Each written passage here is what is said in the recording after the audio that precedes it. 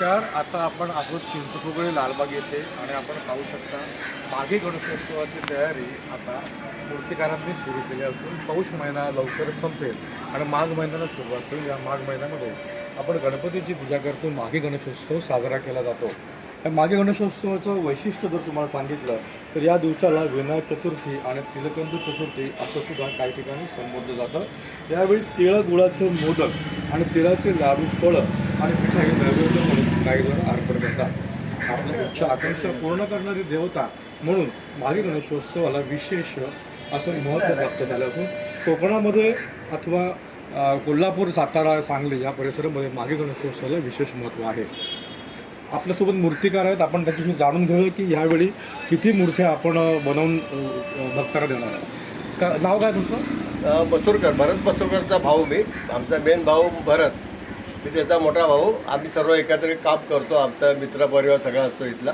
किती वर्षापासून आपण आले? आमची झाली 40 वर्ष होऊन गेली. 40 वर्ष होऊन गेली. या ठिकाणी म्हणजे कसं आहे, आम्ही दोघे भाऊ आम्ही वेगवेगळ्या कारखान्यात काम करत होतो.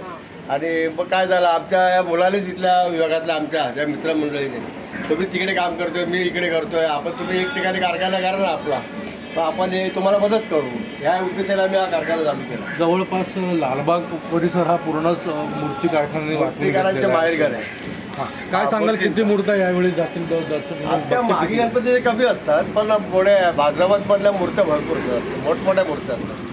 तर मागे गणपतीचं काय विशेष महत्त्व असं विषय तुम्हाला? म्हणजे आता वाढत चाललंय होतं. आता मागे गणपतीला पण काम वाढत चाललंय. म्हणजे पहिला एवढा नव्हता. ते म्हणजे कसं होतं, ठाणा विडा या साईडला जास्त होतं.